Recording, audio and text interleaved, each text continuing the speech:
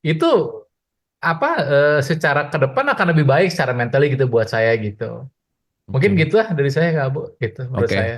Oke, thank you, Dok. Nanti saya mau nanya supaya at least kita tahu bahwa preventif dini itu at least basic P3K yang harus diketahui oleh Hmm. orang apa guru BK itu seperti Ya, apa. ya, ya. Nah, saya Oke. ke Kohen dulu kalau gitu loncat. Kan besok kita mau meeting juga gitu ya. Mungkin ini sekaligus pemancing buat teman-teman, Hmm. teman-teman, ibu dan bapak semua yang lagi nonton ini.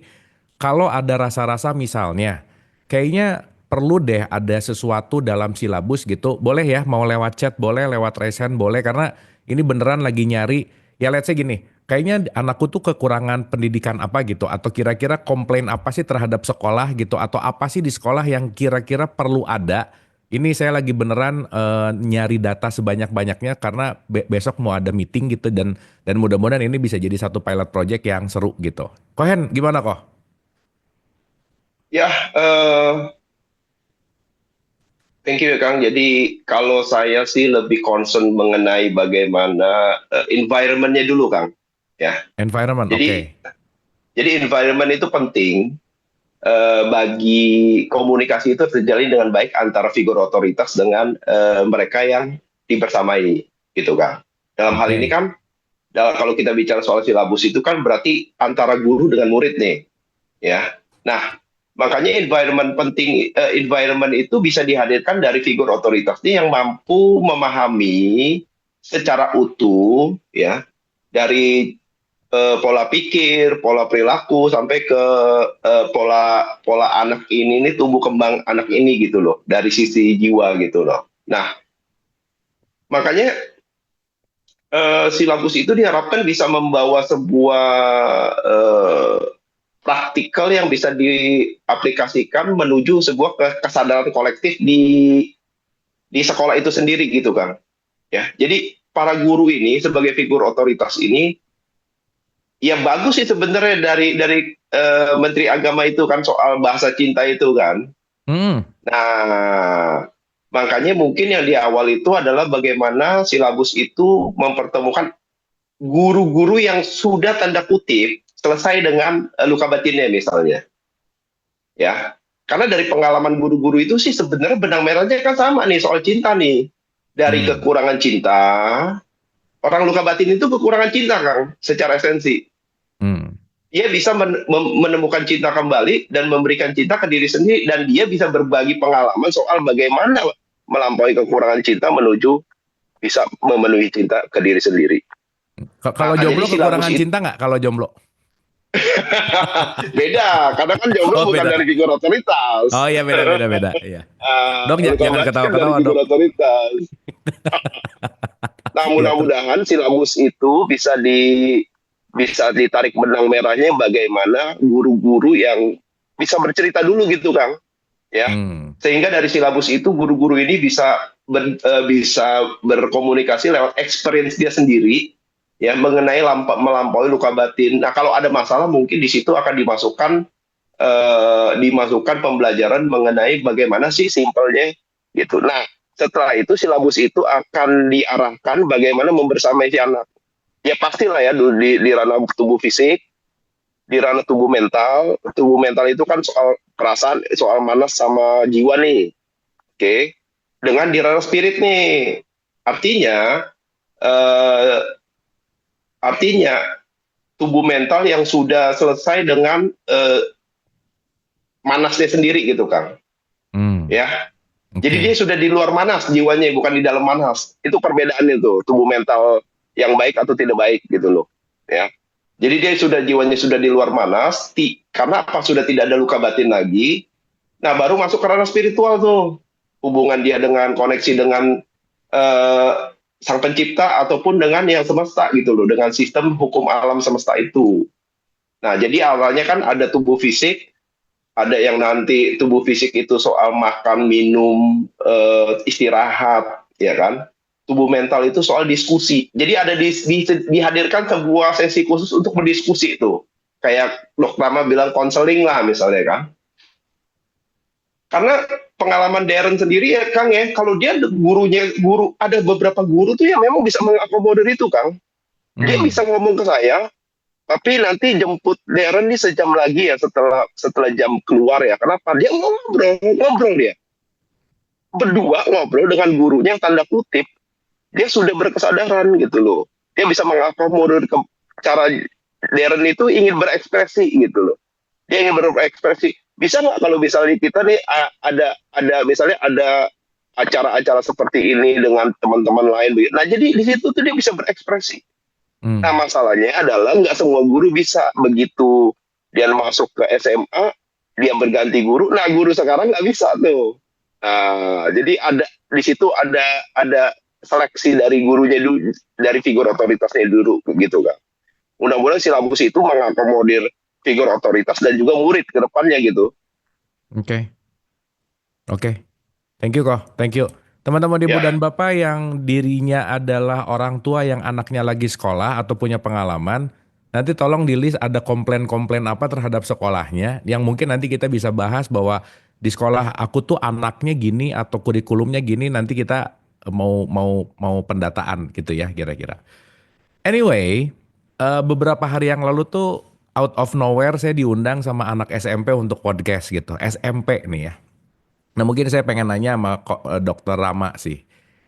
Jadi menarik gitu ya. Saya tuh nggak berekspektasi ya udahlah ya diundang sama sama anak-anak SMP sini SMP 11 gitu di Jaksel sini. Dia dia eh, keren sih. Anak SMP sekarang punya podcast. Dulu zaman SMP saya gitu. Dokter Rama juga kan Dokter Rama jauh lebih tua ya dari saya. Nah, boro-boro kepikiran buat bikin podcast dan bikin sesuatu yang dalam artian itu pembahasan yang esensi. Saya berpikir pada sebelum datang itu saya mikirnya bahwa ini pertanyaan-pertanyaannya paling seputar-seputar yang kulit gitu. Tapi yang menarik adalah pertanyaan-pertanyaan yang dari anak-anak SMP ternyata dalam. Sampai pertanyaan basicnya, bagaimana meyakinkan orang yang tidak percaya kepada Allah yang tidak terlihat katanya. Buset dah, ini pertanyaannya dalam banget gitu ya. Ya, itu pertanyaan dalam. Nah, di satu sisi begitu saya mau jawab tuh ada keraguan sih awalnya. Ini kalau saya dalemin pakai bahasa yang dalam gitu, oke nggak ya gitu. Kan kan balik ya bahwa efektif efisien untuk berbicara sama siapapun sesuai dengan kadar dan kapasitasnya. Nah, di awal jawaban tuh saya nyoba di level 3. Wih, level 3 oke. Naik ke voltasenya 4, 5, 6, 7. Sampai level-level kira-kira level 8 voltase. Ini dua anak SMP ini ternyata paham loh. Dan yang menarik, mind blowing buat saya ternyata, sesaat kita berpikir bahwa Allah anak kecil ngerti apalah, tahu apa tentang kedalaman dan seterusnya. Ternyata di situ saya salah besar memikirkan bahwa at least ya ketika benar kata Kohen sih, spek anak sekarang tuh beda gitu.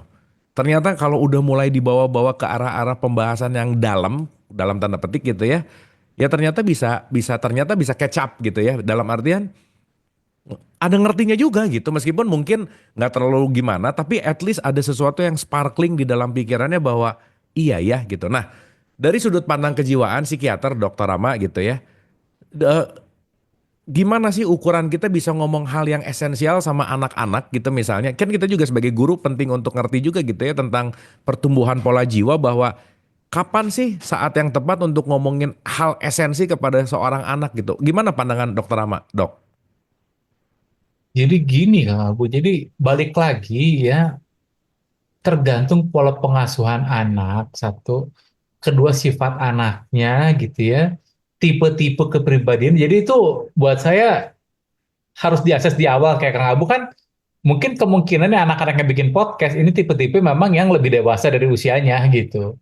Oke. Saya yakin beberapa teman-teman juga nggak akan kepikiran gitu. Nah kebetulan lah, bukan kebetulan lah, memang ketemu dengan anak-anak yang secara pribadi dan secara kesenangan mungkin ya senang untuk menggali gitu, untuk Hmm. beresearch gitu. Yang Hmm. jadi masalah kan nggak semua anak itu senang meresearch ya. Oke. Jadi memang ada yang tipenya nggak selalu begitu. Biasanya sih kalau kalau dites balik lagi ya, yang gini-gini biasanya pengalaman saya kalau dites tuh pakai talent mapping misalnya tuh ya, anak-anak SMP beberapa udah bisa tuh ya. Itu balik lagi biasanya tuh aktivitas mikirnya tuh kuat banget biasanya gitu aja. Hmm. Gitu. Jadi ini tergantung dari sifat-sifat tipe anaknya. Tapi kalau dari pengalaman saya, memang mereka itu mulai mengerti tentang dunia luar dan mulai kepo, mulai pengen mencari dan mulai pengen apa ya, coba-coba dan segala macam, itu kisaran usia 13-14. 13-14. 13-14. Jadi kenapa saya ngomong gitu? Balik lagi kita pernah bahas gitu. Pasien-pasien saya yang punya masalah dengan narkoboy, itu mereka pertama kali mencoba ya nakal istilahnya gitu di usia 14, 13-14 gitu. Hmm. Itu intinya. Jadi mereka tuh udah mulai lepas gitu kan. Mereka udah mulai penasaran, pengen nyoba, pengen tahu tuh di situ Hmm. sebenarnya. Hmm. Jadi kalau anak umur 5 tahun kan nggak ke sana arahnya. Betul, betul. Nah, tapi jadi memang esensi itu, nah kayak anaknya Cohen, Darren tuh mungkin udah penasaran, pasti saya yakin banget gitu. Hmm. Yakin gitu. Hmm. Iyalah, udah nggak bisa ditipu pakai dupa lagi Cohen. Cohen Ya. nipu anaknya pakai dupa nih, bahaya nih Cohen, Ya, kacau. tapi bapaknya Darren nakal udah dari umur 10 tahun sih Iya, kecepatan. ya Heeh, itu memang. Nipu anaknya heeh. pakai dupa, merek 234, astagfirullah. Tapi gitu. Jadi umur 13-14 tuh menurut saya itu udah krusial tuh. Karena Oke. 90% pasien saya itu mulai menyadari bahwa mereka tuh punya gangguan di usia segitu. Hmm. Gitu, gitu. Jadi itulah ada beberapa yang lebih muda dikit mungkin usia 10-11 tapi nggak banyak, tapi semualah pasien-pasien saya tuh yang pakai narkoboy kau itu usia 13-14 mereka pertama kali tuh ya Oke. nyoba gitu. Berarti kemungkinan buat saya, oh di situ mereka mulai kritis, mulai pengen tahu dan mulai bisa gitu, kayak bisa bebas gitu. Hmm. Kan pas tuh usianya tuh yang wawancara kamu kan, pas Hmm. usianya mereka udah mulai Pas. bertanya, mulai bertanya gitu. Jadi Betul. ya itulah kira-kira gitu. Apalagi pertanyaan kan pertanyaan yang sangat ya bisa dibilang kontroversial gitu ya. Apalagi Hmm. ya gitu, nggak mudah soal jawab itu. Benar. Apalagi Sampai ada kalau pertanyaan gini loh dok kemarin yang oh, oke yang menurut saya menarik. hmm, Kang, Kang gimana sih caranya ngebuat teman saya rajin sholat katanya. nah Terus ya itu kan. jawaban saya, ya kamu nggak bisa maksa, jangan usil juga sih. Oh iya ya. Nah, maksudnya kan hal-hal itu tuh kalau kita sadari lebih early gitu ya, bahwa Ya, kan gini, gini dok. Saya memahami bahwa kebahagiaan adalah ketika seseorang tidak terlalu sibuk dengan privasi orang lain gitu. hmm, hmm, hmm. Semakin sibuk dengan privasi orang lain, semakin kebahagiaan seseorang itu pasti akan turun. Makanya orang yang Betul. kepo, orang yang sibuk sama privasi orang, itu pasti susah bahagia. Nah, ini kan hal-hal yang saya rasa juga penting dikembangkan. Benar sih kalau tadi dokter Rahmat 13-14, berarti benteng awalnya tuh di usia SMP gitu. Gitu ya dok Ya, ya? Lanjut bentengnya dok, di situ, silakan. betul. Ya, jadi karena begitu lewat ke sana itu udah lebih bebas lagi gitu. Gitu. Jadi kalau kita nggak intervensi tepat di usia 13-14, itu kesana nanti biasanya yang udah ngaco jadi makin ngaco gitu nggak Bu? Hmm, Gitu. Jadi udah terjerumus makin kalau nyelam dia makin basah gitu udah di situ tuh. oke. Semuanya gitu. Ini hanya pengalaman saya bertemu dengan klien-klien ya gitu.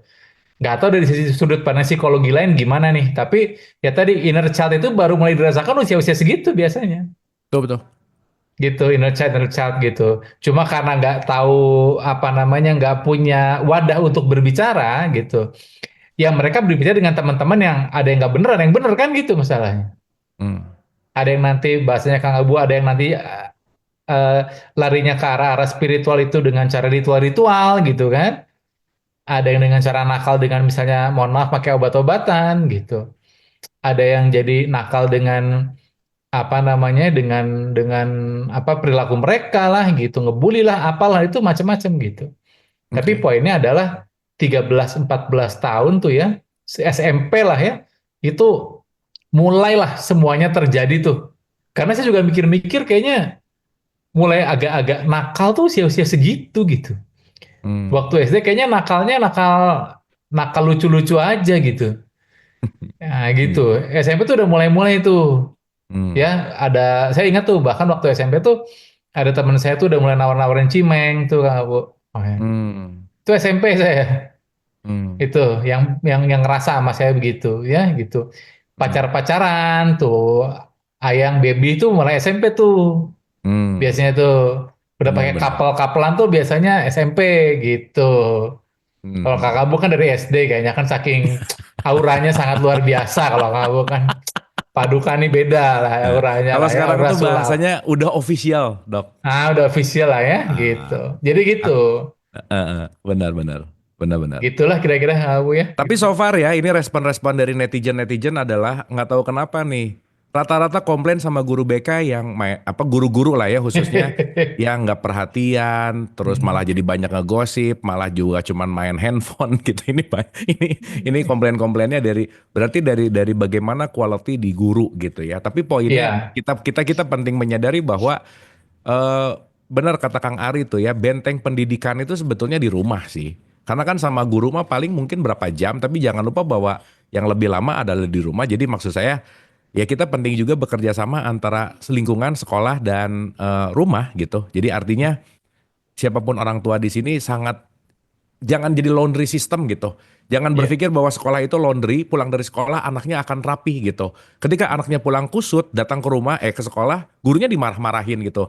Saya rasa ini juga jangan mengandalkan gitu ya, karena balik bahwa ya inti dari yang paling terdekat pendidikan itu ada di rumah gitu.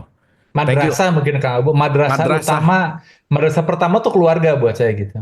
betul, Jadi betul. kalau di keluarganya ngaco, pasti di sekolah ngaco memang gitu. Oke, Makanya oke. saya kemarin tuh ada kasus tuh waktu saya jadi narasumber di acara forgiveness therapy itu. Jadi banyak guru-guru itu bingung karena itu SMP gitu. Jadi Hmm, tiba-tiba berantem, menganggap temannya itu mencuri barangnya, dibully, ini segala itu SMP gitu. Dan setelah dicari gitu ya akar masalahnya dipanggil orang tuanya kan memang menurut guru-gurunya orang tuanya aneh gitu yang ngebully-bully itu. hmm, Memang begitu gitu. Jadi hmm. penting nih ya gitu selain guru-guru gitu memang ya keluarga perlu diedukasi gitu nggak Bu gitu menurut saya nanti di silabus itu. Jadi Betul. penting untuk sekolah itu memanggil keluarga untuk memastikan bahwa ya tadi pentingnya kesehatan mental itu begitu gitu. Mungkin gitu ya benar Kang Ari nggak bisa semuanya pakai guru juga. Ya orang Betul. tuanya perlu tanggung jawab juga gitu. Setuju saya. Ya. Jadi yuk maksudnya benar ya kondisi realitasnya guru seperti itu tapi kita juga penting untuk bercermin bahwa madrasahnya ada di rumah gitu. Jadi kita kita start juga dari rumah gitu. Jadi maksudnya ya kita sama-sama belajar terus dalam artian bahwa orang tua juga ya kalau nggak update dan tidak apa ya tidak hanya menyerahkan ke sekolah lah gitu intinya itu yang itu saya rasa yang kita highlight gitu. Oke, ini kita karena mau banyak diskusi ya, karena beneran ini lagi seeding gitu ya, lagi nyari apa sih komplain, apa yang kira-kira menurut teman-teman atau ibu dan bapak di sini ada idea, ini kita godok bareng dan mudah-mudahan si pilot project ini jadi something lah gitu intinya. Kita ke Ibu Anca dulu, silakan Bu Anca, ada ide kah, pertanyaan kah, atau sesuatu yang pengalaman berkaitan dengan ini gitu. Monggo Bu. Selamat malam, Kang Abu, Dokter Rama Kohen. Seperti tadi yang udah banyak diceritakan Kang Abu, Dokter Rama dan Kohen. Kebetulan saya ini kemarin dimintai tolong dari Yayasan Sekolah Salam, Kang Abu. Oke. Yayasan Salam itu. Mbak Riana itu ketuanya kan kebetulan punya sekolah prasejahtera. Nah, Hmm. permasalahannya kemarin beliau itu minta tolong dicarikan psikolog untuk ngetes yang tadi Dokter Rama jelaskan. Untuk anak SMP itu 30, untuk siswa baru, anak SMA itu 30. Nah, saya tanya, kenapa kok mencari psikolog sebanyak itu, saya gitu kan. Nah, ternyata psikolog yang kemarin itu nggak kuat, hanya satu. Dan itu psikolog volunteer. Kalau psikolog volunteer itu kan memang apa ibaratnya dia belum memegang surat yang kuat ya, Dokter Ramaya. Nah, terus kok sampai mau dilakukan asesmen, kemarin kecolongan ada murid karena yang sekolah di situ itu kan anak-anak prasejahtera ya, Dokter Rama. Jadi ada kemasukan pasien orang gila. Nah, dia masuk di situ nggak terdeteksi. Akhirnya si anak ini pertamanya yang nggak kelihatan. Lama-lama anak ini merusak situasi di sekolah tersebut. Nah, yang ingin saya tanyakan, Dokter Rama, kalau memang dari keluarga yang maksudnya yang biasa dan apa diasuh oleh orang tua, kita bisa berkomunikasi dengan orang tua tersebut. Masalahnya, ini anak tinggal di yayasan panti asuhan yang mereka itu induk semangnya juga kurang memberikan perhatian. Nah, itu gimana, Dokter Rama? Terima kasih. Terima kasih Kang Abu, terima kasih Kohen. Oke, makasih. Ini juga salah satu kejadian yang faktual gitu ya. Mungkin boleh direspon, Dokter Rama? Iya, memang gampang-gampang susah ya, Kak Bu, karena memang balik lagi ya, apalagi yayasan ya gitu, eh, prasejahtera gitu. Ya mungkin yang paling dekat dari anaknya aja dulu gitu, edukasi gitu buat saya Bu Anca gitu. Karena memang yang gini apa ya, apalagi kalau sudah mengganggu ya balik lagi, mungkin arah-arahnya biasanya kalau yang gini Kang Abu Bu Anca, memang untuk minta tolongnya biasanya ke yang memang resminya tuh yang ini Kang Abu apa? Ya memang di dunia pendidikan akademis gitu. Hmm. Gitu. Kalau kalau kalau di psikologi itu perlu ngobrol sama orang himsinya gitu. Hmm. Ah, gitu himpunan psikologinya gitu. Nah, mereka tuh punya komunitas tuh.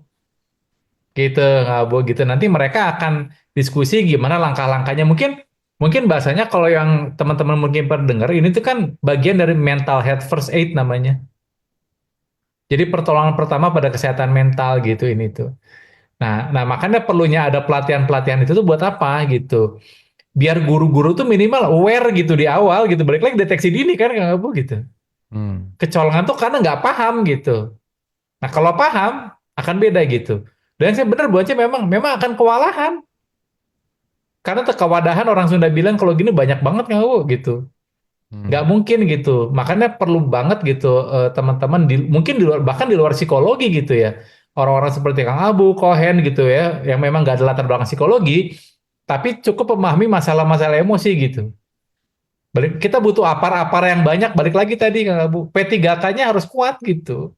Ya Hmm. memang cara satu-satunya memang harus diskusi dengan ini Bu, baca dengan teman-teman HIMSI, ya dengan himpunan psikologi. Nah HIMSI itu nanti ada yang ke klinis, ada yang ke industri dan segala macam tuh Kak Bu, gitu. Nah itu kayaknya Mbak Samantha lebih paham tuh, Kak Bu tuh. Perlu dipanggil tuh Mbak Samantha tuh atau Mbak Zoya gitu. Kayak kemarin waktu Pak Dandi Budiah tuh walaupun mereka sendiri, nah mereka tuh kan ke pesantren Kang Abu Kohen. Mereka ke Hmm. pesantren ngajarin apa itu kesehatan mental, mereka keliling sendiri aja gitu. Jadi kalau ada yang ke ini gitu apa namanya ketangkap gitu. Hmm. Karena memang nggak semua pesantren misalnya paham gitu kalau di sekolah gitu. Kayak kemarin misalnya saya dapat kasus juga tuh ada anak satu stres banget di pesantren gitu. Kenapa? Karena dianya lagi galau gitu ya, lagi cemas, datang kan kalau di pesantren tuh ada seperti setoran ya Kang Abu ya, Ah, setor hafalan. ayat ya hafalan ya gitu ya hafalan. Nah, Hmm. ini anak ini udah 2 minggu nggak ngasih hafalan, Hmm. dia lagi punya masalah dengan bapaknya gitu. Nah oleh si koordinatornya, kamu kenapa nggak setoran? Nah kan lagi galau tuh, mungkin anak-anak kan jawabannya gitu. Ah lagi malas gitu. Ah, kalau kamu malas nggak usah di sini gitu. Keluar dari pesantren kamu jadi berantem gitu. Nggak peka Hmm. menurut mbak ibunya tuh si koordinator tahfiznya itu. Artinya apa? Hmm. Memang kita masih turun langsung gitu. Hmm. Hmm. Nah ini bagian dari deteksi ini silabus tuh gini gitu buat saya. Jadi bukan hanya guru-guru di sekolah-sekolah biasa, termasuk di pesantren-pesantren. Karena kan negara kita paling banyak mayoritas Muslim gitu. Mau Iya. nggak mau perlu ada itu. Makanya Bu Anca bener tadi. Kenapa kecolongan? Ya cuma satu psikolognya.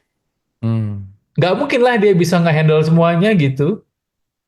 Gitu. Makanya perlu apa check up yang rutin gitu loh kamu. Perlu cek Oke. yang rutin gitu. Ya, perlu follow up rutin, check up rutin gitu ya.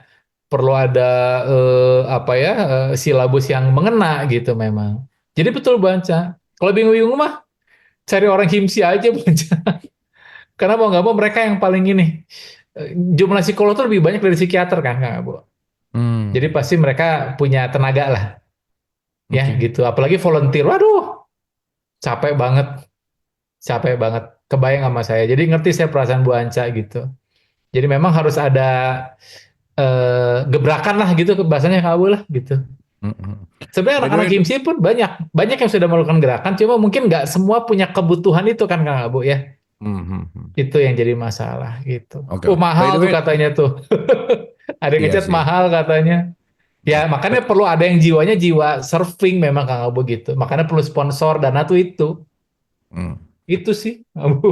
Ngomong-ngomong tadi tentang talent mapping ya dok, orang Iya. mengetahui talentnya dia, diri apa namanya passionnya, itu terbaik sejak umur berapa sih dok? Sebenarnya kalau pengalaman saya umur 16-17 lah. Oh jadi kalau Karena SMP belum berarti ya? ada yang bisa, ada yang nggak tergantung tingkat pendidikan, tergantung pola asuh, tergantung ilmu gitu ya. Tapi Hmm. dengan umur 17 tuh mereka sudah menghadapi semua kan pelajaran juga kan. Hmm. Hidup udah mulai ngerti, tapi memang yang paling matang mah tetap usia 25 ke atas. Itu udah sangat matang untuk ngisi gitu. Berarti talent Gitu. mapping itu nggak terlalu oke kalau dibilangin dalam early adapter gitu ya. Awal-awal belum kali ya, Betul, belum ya. belum, belum. Ya cukup dengan pertanyaan-pertanyaan standar aja, karena kan pencarian diri juga belum banyak di situ, Kak. Oke. Entah kalau dikasih sama yang wawancara Kang Abu di podcast kemarin, mungkin udah paham tuh.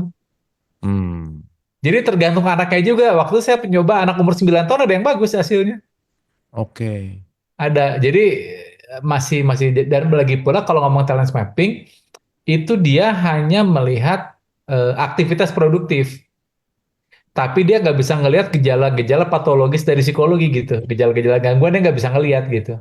Itu Mhm. punya alat ukur sendiri. Nah teman-teman psikolog tuh punya banyak sebenarnya alat-alat itu.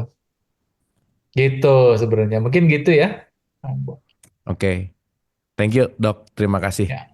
Makasih Bu Anca. Nah ini kita advisor kita nih Mami Ike kayaknya perlu ngasih wejangan nih buat kita-kita nih. Mangga Mami. Assalamualaikum. Apa kabar? Kangen nih Mami nih. Gimana Mami, sehat Mami? Sehat, Alhamdulillah. Kemarin cuma general check up doang aja sih. Biasa Oh. katanya udah jatuh tempo. Tak setahun sekali jatuh tempo, mamanya diderek ke rumah sakit. Kalau nggak, Mami nggak mau diambil darah, nggak mau gitu kan bahaya. Lihat darah takut.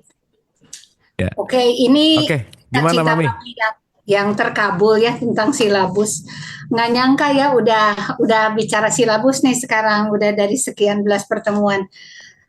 Namun yang dari pengalaman Mami di lapangan, memang nampaknya kalau kembali lagi bahwa pesantren pertama adalah di rumah tangga, tetapi memang antara guru BK sama guru biasa itu hmm, butuh silabus yang lebih detail gitu, bahwa mungkin perlu training deh untuk para guru, at least kalau dia melihat anak yang eh, nampak rada-rada perlu perhatian gitu. Nah, gurunya perlu sensitivitas gitu, bahwa ini saya perlu Hmm. perhatian. Nah, kalau dilihat kenapa guru-guru tersebut tidak punya rasa peka tersebut, kalau dilihat range usia dari 3 SMA nih yang Mami pegang, guru-guru tuh usianya rata-rata di range 35 ke 40, yang Hmm. mana dia juga lagi riweuh dengan anak dan suaminya gitu.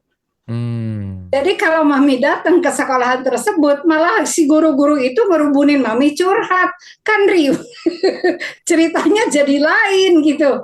Waduh, bagaimana dia mau menghandle anak orang, dia sendiri juga pusing dengan anak dia yang masih balita. Oke. Belum mereka bilang, ajarin kami komunikasi dong dengan suami mam gitu, yang masing-masing bekerja gitu. Si anak juga sama dia ditinggalkan di neneknya gitu.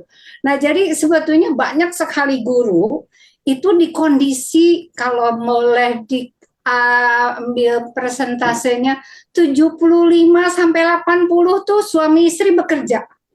Hmm. Dan range usianya adalah antara 35 sampai 40 yang udah gitu sandwich generation lagi.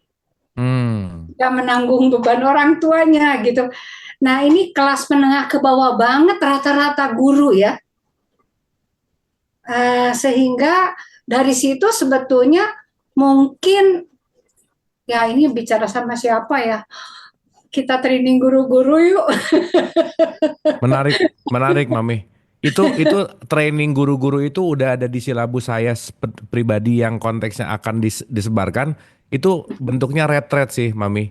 Dan Oh, memang si training ini memang perlu ada ya, balik lagi karena betul saya sangat setuju dengan sensitivitas tadi bahwa gimana seorang guru mau mengajar sementara dianya nggak nyaman dan belum selesai gitu. betul, Ya, betul. oke Mami. Ini di checklist, udah ada di checklist dan ini menguatkan. Makasih. Terus gimana lagi, Mami?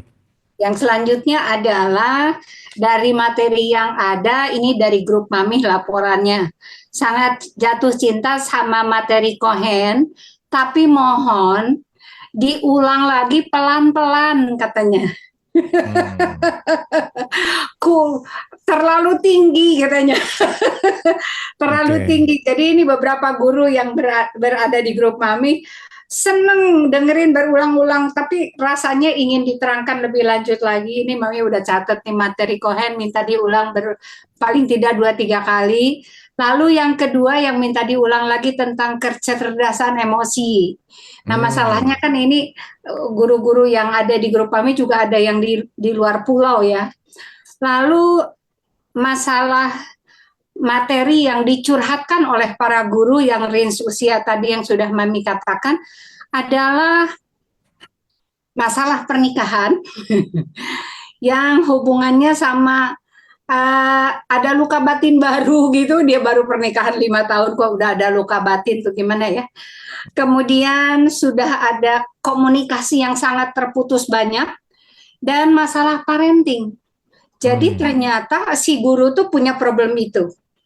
Lalu yang keempat, Mami menemukan ada curhatan dari guru-guru menemukan murid-murid yang ada di kelompok minoritas, nyambung sama Kang Abu tadi tentang toleransi ya. Oke. Ada anak murid yang di kelompok minoritas itu dulu termasuk orang tuanya yang sempat melihat satu kampung itu dibakar. Nah, Mami nggak mendalami ceritanya, tapi itu dampaknya ya chaos lah gitu ya, nggak bisa ngobrol sama orang tuanya, nggak bisa ngobrol sama guru dan lain-lain. Jadi ini mungkin butuh penanganan tersendiri, nanti Mami cari data lebih lanjut. Nah, yang terakhir ini Mami menemukan lagi memang masalah narkoboy tadi sama BD gitu ya, sempat curhat sih ke klien sedikit. Jadi ada anak yang kena apa namanya ya, kena bully ayahnya lah gitu ya. Kalau kena bully kasar nama dirogah laku bapana gitu ti usia 10 tahun gitu. Nah jadi dia juga udah niat BD gitu. Nah jadi kurang lebih itu kepekaannya itu harus dari sisi segala macam gitu, orang tua ya, guru dan lain-lain. Jadi banyaklah, aduh ini Mami terima kasih sekali, cita-cita Mami tentang ngurus pendidikan dan silabus ini akan segera tercapai. Semoga ini menjadi satu karunia besar buat Indonesia Emas. Thank you Cohen, thank you Dr. Rama, Kang Abu. Kang Abu yang pertama kali dengar Mami minta, Kang Abu tolong gitu ya. Oke, terima kasih. Hatur nuhun Mami, terima kasih, kita tepuk tangan dong buat Mami Ike. Mami terima kasih ya, jangan lelah untuk Kang sedikit Kang. nyerewetin kami gitu. Gimana kok? Ya Kang sedikit. Mami. Sorry. Di unmute Mami, Mami maaf. Ike. Ya, sayang. Ya Mami. Tadi yang soal pembahasan apa yang ingin. Hilang suaranya. Wah, Kohen nih terlalu sakti jadi gini sih kayaknya langsung zet. Bukanya terlalu cepat, buka puasnya tadi jam 3 udah buka soalnya jadi gitu. Iya, gini nih. Hilang suara Kak. Nah, Kohen tuh rada-rada Aduh, sorry. Udah ya, sip. Boleh Halo. ulang kok. Oke. Oke, jadi gini Mami, sesuai tadi yang tadi Mami sampaikan, kalau memang ada materi-materi yang ingin diulang, ya kita zoom aja nanti, ajak mereka gitu. Nanti ada sesi tanya jawab supaya kita bahas lebih detail lagi, Mam. Oke. Itu aja ya, Mam ya. Oke. Ya. Oke. Sama Sip. materi itu yang materi sebentar. Cerdasan emosi, Kang Abu. Siap Mami, Siap. itu kemarin baru basa-basi sih, belum dalam sih, baru opening banget. Nanti ini lagi Iya banget. dalemin sedikit lagi lah. Ya banget. Oke Siap. Oke, deh. Mami. Nuhun Mami, Sip. hatur nuhun. Oke. Nah, kalau gitu teman-teman ini sih jadi tadi sparkling idea aja. Nanti kan setelah ini jadi gitu ya. Kalau misalnya kita bikin agak serius, misalnya one day training online aja dulu gitu, gimana? Ya kan kalau misalnya kan kalau ketemuan atau offline tuh kan kayaknya perlu waktu, perlu ini. Tapi misalkan gitu ya, kita tentuin. Tapi ini memang harus beneran serius. Serius itu dalam artian, let's say kita bikin 6 series, satu seriesnya let's say 9 to 5 gitu. Itu kita akan bahas dari mulai A, B, C sampai Z-nya yang itu very open untuk semua guru, orang tua, tapi kita beneran punya komitmen bareng start 1 sampai 6 tuh nggak boleh bolong gitu kira-kira. Setuju nggak teman-teman? Dapat ya? Oke ya? Sip. Oke. Nah maksudnya ya kan ini besok tuh approval apa kan di sananya lama pasti ya. Ya kita start aja dulu gitu. Karena kemarin ada pertanyaan dari teman saya, "Bu lu ngapain sih gini-gini? Emang ada dampaknya?" Katanya. Itu lumayan rada demotivasi tapi benar juga sih. Tapi saya ngelihatnya bahwa ya udahlah, yang penting gerak aja dulu gitu ya. Apapun apapun concernnya ya nggak terlalu mikirin impact berapa persen sih, karena kan ini bukan bukan mau jadi bahan bahan desertasi gitu misalnya ya. Yang penting kita jalanin aja dulu. Oke, mungkin Kohen sama Dokter Rama kita punya PR untuk matangin gitu ya, dan mungkin kita akan bikin series yang beneran dari mulai fundamental basic, intermediate ke advance, dan ini mungkin kita akan ulang-ulang untuk teman-teman guru, orang tua khususnya. Tapi harapan saya sih ada anak-anak muridnya juga yang ikutan sih gitu. Jadi kemarin nggak tahu kenapa ya teman-teman, ini menarik banget gitu. Ramadan kali ini different karena hampir 70 enggak 60 50% lah, anggap 50% audiens di bulan Ramadan saya sekarang tuh anak-anak sekolah gitu. Jadi kemarin saya safari ke sekolah-sekolah lumayan besar, bukan lumayan besar, yang sekolah-sekolah besar di Jakarta, dan akhirnya banyak interaksi sama guru-gurunya, sama murid-muridnya. Kemarin saya presentasi di depan anak-anak SD untuk ngomongin tentang toleransi. Puyeng nggak coba? Wah gitu, gitu. Tapi ternyata di luar dugaan, omongan-omongan yang saya ceritain, mereka nangkep, dan pertanyaan-pertanyaan feedbacknya tuh keren lah gitu. Jadi saya menepis keraguan saya sendiri tentang kalau ngomong gini ke anak kecil, dalam tanda petik ya kecil yang menurut pikiran saya, paham nggak ya? Ternyata di luar dugaan ada sesuatu yang bener kata Kohen sih, spek anak-anak sekarang tuh different gitu. Jadi ya kita go ahead lah. Sip ya, thank you ya. Nanti kita akan rancang untuk bikin si series silabus apa namanya, series trainingnya yang tadi kata Mami Ike. Jadi nanti kita akan lumayan panjang, tapi ya kita berkomitmen lah. Thank you, terima kasih teman-teman. PR kita nih ya, Dokter Rama sama Kohen, kita coming soon. Nanti tanggal 23 lah ya, tanggal 23 kita ketemu darat tuh, kita matengin lah gitu intinya. Oke, Mbak Yesi silahkan, ada yang mau disampaikan kah? Ada sesuatu yang mau di elaborate? Mana sih? Kok nggak bisa add? Oh, sorry. Tadi belum. Iya, silakan.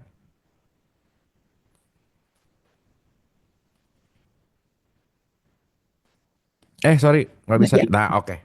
Sip. ya, saya kebetulan banyak banget pengalaman mengenai ini dan saya cukup merinding mendengar penjelasan Mami Ike. I'm really glad gitu Mami Ike, ya Allah. Ini saya mungkin dulu ya isunya itu dari saya sampai gemeter ya. Dari ketika anak saya yang pertama itu umur 7 tahun, itu tuh sebenarnya ada buku, waktu itu buku mengenai budaya Jakarta kalau nggak salah ya. Jadi di situ tuh ada istilah tulisannya itu istri simpanan lah intinya. Jadi heboh. Waktu itu saya sampai dipanggil TV One. Jadi saya diinterview di situ.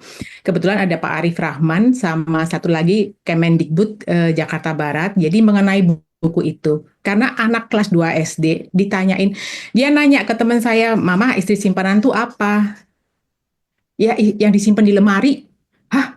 Kenapa Mama nggak disimpan di lemari? Jadi istilah-istilah nggak tahu salah cetak atau nggak tahu apa. At the end saya diinterview sama TV One waktu itu tuh sampai 2 kali ya, terus di Wisma Nusantara situ sampai saya gemeter. Istilahnya tuh ini kan perlu penjelasan dari pihak guru. Nggak bisa cuman menyalahkan anak itu bertanya, ngapain kamu nanyanya kok pertanyaannya seperti itu gitu. Terus kayak beberapa itu buku, makanya waktu itu di Jakarta sampai nggak ada buku budaya Jakarta. akhirnya dihilangkan pada waktu itu. Ini mungkin 13 tahun yang lalu. Nah, di situ tuh saya agak kecetus karena Pak Arif Rahman yang dari Lab School itu bilang, tetapi tidak semua orang tua tuh seperti ibu gitu, yang aware mengenai anaknya, mencari tahu, ngasih pemahaman ke anaknya. Tapi ini menjadi PR bersama ya. Oke, maksudnya PR bersama itu harus seperti apa? Nah, dengan tadi Mami Ike menjelaskan seperti itu, saya sangat sangat sangat mendukung 1.000.000%. Kalau memang perlu ide saya ikut, oh saya mau juga, nggak apa-apa. Jadi istilahnya itu waktu itu karena buku. Nah, kalau anak sekarang ini kan kayak Ricard itu kan terpapar gadget, informasi itu kan sangat cepat ya. Jadi memang guru sendiri perlu cerdas emosi, termasuk orang tua juga perlu cerdas emosi.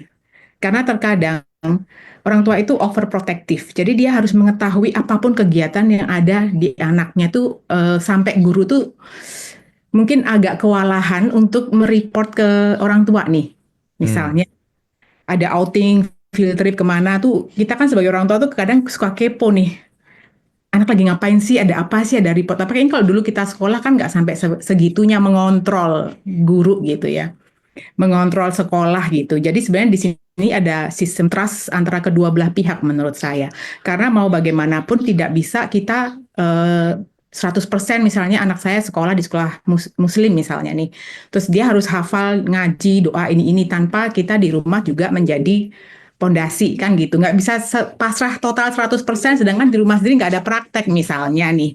Itu kan juga nggak bisa. Dan kita nanti menuntut seperti itu. Nah, ini juga perlu kedua belah pihak sebenarnya. Kayak anak saya sekolah di salah satu sekolah swasta Jakarta, mungkin cukup prestisius dia, jargonnya sih mungkin pada tahu ya, iman ilmu amal misalnya. Jadi di situ misalnya anak nih terlambat sekolah atau apa juga ada punishment. Itu kan hal yang mendasar.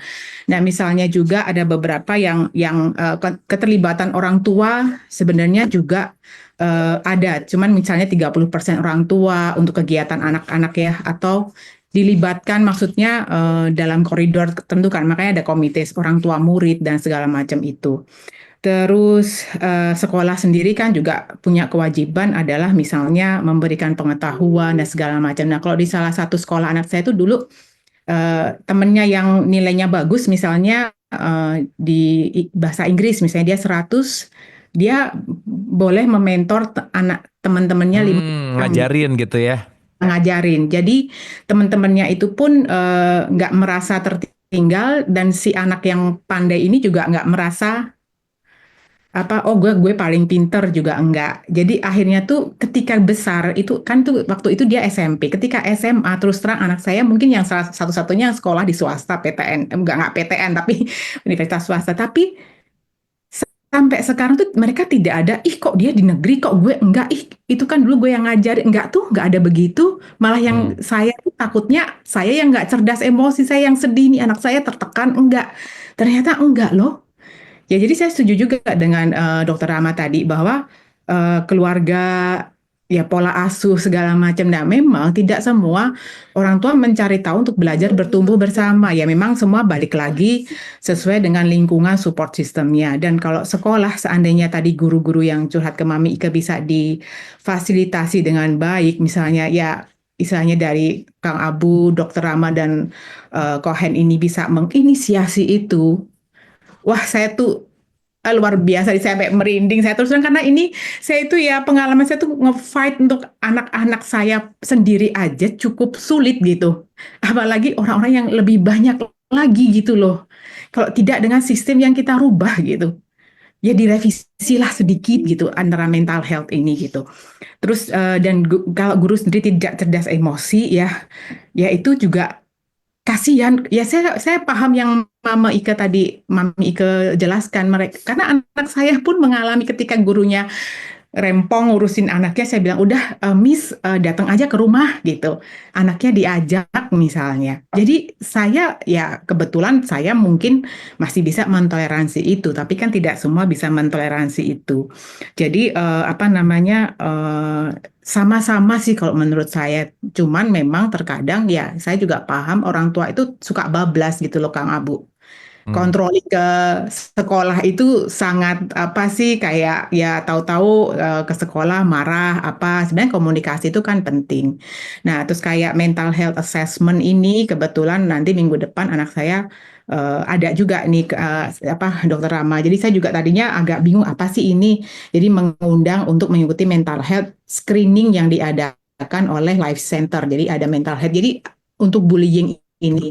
Karena ketika saya tanya ke anak saya, misalnya, kenapa sih kamu kalau dipukul nggak ngebales, misalnya, ternyata dia juga itu salah satu self defense-nya dia, misalnya, salah Hmm. satu powernya dia gitu. Power dia tuh nggak perlu dengan nyap-nyap marah gitu, reaktif enggak, tapi diem. Tapi kan kita nggak ngerti dalam hatinya tuh ada apa, memendam apa, itu kan perlu keahlian khusus gitu loh. Jadi menurut saya kalau memang ini ya sebagai tim bisa lebih bisa merubah sebuah kebijakan menambah kurikulum tadi. Saya sih sangat sebagai orang tua terus terang saya merasa terbantu karena terus terang mencari sekolah untuk anak saya yang paling kecil ini juga sampai 4 psikolog kan waktu itu.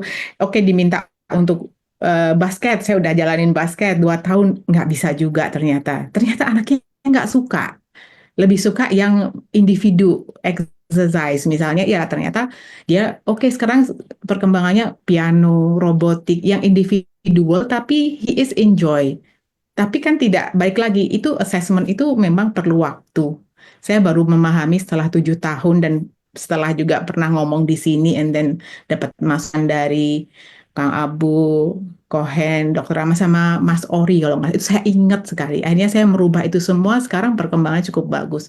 Nah ini dukungan sekolah pun saya selalu, misalnya pun saya tanya ke guru gitu ya, ataupun guru info ke saya, ya itu hanya cukup level kita aja. Karena anak itu butuh berkembang, bergesekan dengan lingkungannya, bagaimana dia menjadi dirinya sendiri. Nah ini kan juga kadang nggak semua pihak support system ini memahami di situ. Itu sih kalau dari saya. Jadi biarkan tumbuh Oke. sesuai lingkungannya. Oke, saya dukung. Saya terima kasih terus Mami Ike. Pokoknya saya senang banget dengan ideas itu. Kalau misalnya perlu bantuan ide apapun, saya juga siap. Karena selama ini teman saya juga udah suka nanya, ya lu milih sekolah anak lu pertimbangannya apa segala macam. Tapi ya pokoknya apapun itu, saya senang banget dengan ide ini. 1.000.000% Kang Abu Kohen sama Dokter Rama pokoknya sip. Saya Mantap, thank you. support. Thank Ya, you, Mbak Yesi. Thank you, Mbak. Thank you. Terima kasih. Boleh kita tepuk tangan dong buat Mbak Yesi. Terima kasih banyak. Terima kasih. Nice. Oke, jadi ya makin mengkerucut ya. Maksudnya ya kita berjalan untuk keluar oke, tapi maksudnya juga ya daripada nunggu jadi ya lagi-lagi ya tadi idenya mengalir aja gitu bahwa ya udah kita mah jalan-jalan aja dengan metodologi kan kita bisa menggunakan online ini gitu. Yang penting nanti mungkin satu batch dulu misalkan. Yang terpenting adalah siapapun nanti yang mau ikutan di batchnya, kita punya sama-sama komitmen untuk nyelesain A sampai Z beres semuanya dan nanti kita akan evaluasi barengan gitu. Dan ini long run, nggak bisa enggak. Ini kita akan check and recheck dalam misalnya per 1 bulan atau 1 bulan setengah atau 2 bulan dan kita akan ngecek ini sampai benar-benar pengujian si silabus ini berdampak dan kita bisa dengar bahwa setelah saya melakukan dan ngikutin si batch ini apa dampaknya gitu, apa impactnya. Nah itu kita perlu sih ya, kita godok after ini. Thank you teman-teman, terima kasih ya. Ini makin nambah semangat nih. Oke, ini karena waktu, jadi mungkin ini satu terakhir ya. Maaf ya, nanti next kita akan dalemin lagi. Eh, Nickname-nya siapa ini, Mbak atau Bapak atau Mas, Ibu Wiwit, silakan. Assalamualaikum. Waalaikumsalam. Bismillahirrahmanirrahim. Izin off cam ya, Kang. Ya, Ini nggak tahu takdir, nggak tahu gimana gitu ya. Kemarin itu saya kebetulan baru ikut workshop tentang pembelajaran mendalam atau deep learning dari Diknas. sebentar, ini sama siapa di mana? Wiwit. Ya, Nah, di eh, pembelajaran tentang deep learning dari Diknas dan kayaknya nyambung banget gitu loh, Kang, dengan ini gitu ya. Karena oke. ternyata deep learning ini menuntut anak-anak untuk gimana caranya belajar itu penuh dengan pemahaman udah gitu mindfulness, meaningful juga akhirnya ujungnya jadi joyful juga gitu. Oke. Biar belajar itu tidak jadi beban buat mereka. Cuma yang pas selama workshop yang saya ada di kepala saya adalah ini sebelum muridnya bisa begini, gurunya harus bisa begini dulu nih gitu. Hmm. Karena itu PR besar sih sebenarnya gitu ya. Karena memang nggak mungkin anak-anak bisa joyful kalau gurunya nggak joyful juga gitu ya. Jadi memang apa itu bagus banget gitu ya, metodenya bagus banget, kemarin kebetulan lengkap banget gitu. Dan ini balik lagi ke segitiga